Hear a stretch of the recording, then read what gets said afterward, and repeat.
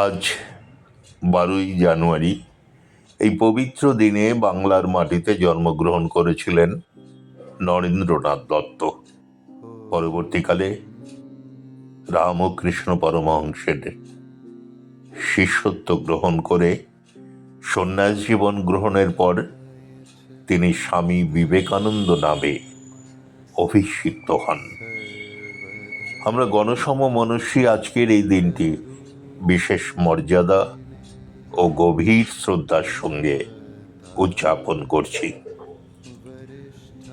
1893 সালের 11ই September Chicago শহরে অনুষ্ঠিত বিশ্ব ধর্ম সম্মেলনে প্রদত্ত তার ঐতিহাসিক বক্তৃতার মাধ্যমেই স্বামী বিবেকানন্দ বিশ্ব দরবারে আত্মপ্রকাশ করেন।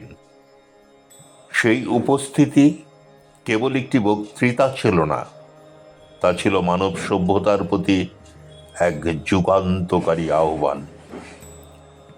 Sisters and brothers of America, এই একটিমাত্র সম্বোধনের মধ্য দিয়েই তিনি ভেঙে দিয়েছিলেন ভৌগোলিক, ধর্মীয় ও সাংস্কৃতিক বিভাজনের প্রাচীর।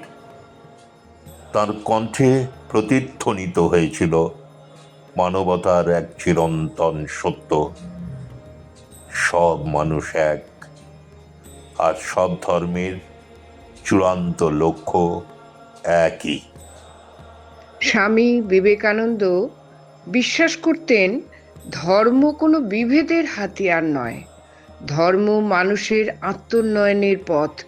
তিনি কেবল ধর্মীয় সহিষ্ণুতার কথা বলেননি, বলেছেন ধর্মীয় গ্রহণযোগ্যতার কথা, যেখানে অন্য ধর্মকে সহ্য করা নয়, বরং তার সত্য ও মর্যাদাকে সম্মান করা হয়।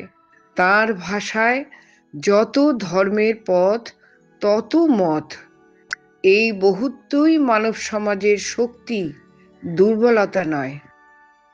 মানবতাবাদী দর্শনের বাস্তব রূপ তিনি প্রতিষ্ঠা করেন 1897 সালের 1 মে রামকৃষ্ণ মিশনের মাধ্যমে। আত্মনমোক্ষার্থং জগদ্ধিতায় চ, নিজের মুক্তির সঙ্গে জগতের কল্যাণকে যুক্ত করে তিনি প্রমাণ করেন আধ্যাত্মিকতা মানেই সমাজ বিমুখতা নয়।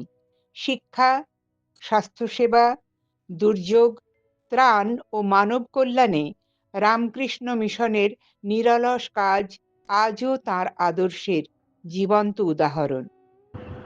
আজ স্বামী বিবেকানন্দের দর্শন আরো বেশি প্রাসঙ্গিক হয়ে উঠেছে। তিনি আমাদের শেখান সহাবস্থান, সংলাপ ও পারস্পরিক শ্রদ্ধার পথ।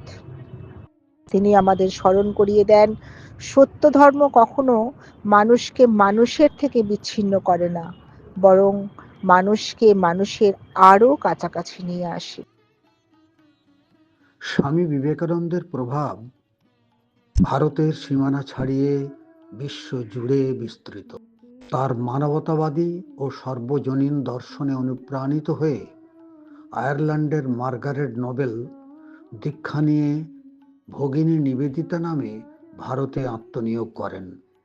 এই ঘটনা প্রমাণ করে স্বামী বিবেকানন্দের চিন্তা কোনো নির্দিষ্ট জাতি বা ধর্মের মধ্যে সীমাবদ্ধ ছিল না। তিনি ছিলেন মানবতার এক বিশ্বজনীন গুরু, যার বাণী আজও মানুষকে ঐক্য, মানব প্রেম ও আত্মমর্যাদার পথে পরিচালিত করে। আজকের প্রযুক্তি নির্ভর পৃথিবীতে স্বামী বিবেকানন্দ আমাদের নতুন করে ভাবতে শেখান ধর্মের আসল পরিচয় মানুষকে ভালোবাসায়, সহমর্মিতায় ও সেবায়। সব ধর্মের অন্তর্নিহিত সত্য এক, মানব প্রেম। তাই তো এই মহান দিনটি হয়ে ওঠে বিভিন্ন অনুষ্ঠানের মাধ্যমে মানসিক উৎকর্ষতা বৃদ্ধি, শারীরিক শক্তি, সামাজিক বিকাশ, সাংস্কৃতিক ও বৌদ্ধিক উন্নয়নের দিন হিসাবে। স্বামী বিবেকানন্দ ছিলেন বহুমুখী প্রতিভার অধিকারী। কণ্ঠসঙ্গীতের পাশাপাশি তিনি তবলা, পাখোয়াজ, সেতার ও এসরাজ এইসব যন্ত্রসঙ্গীতেও দক্ষ ছিলেন। রবীন্দ্রসঙ্গীতের অনুরাগী ও গায়ক ছিলেন।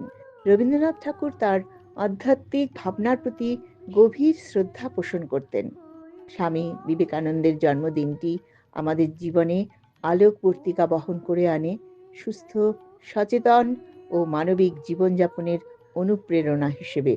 এই মহান মানবপ্রেমী স্বামী বিবেকানন্দের জন্মদিনে আমরা গণসমমনস্বী গ্রুপ গভীর শ্রদ্ধা, কৃতজ্ঞতা ও আস্থা ভরে তাকে স্মরণ করছি।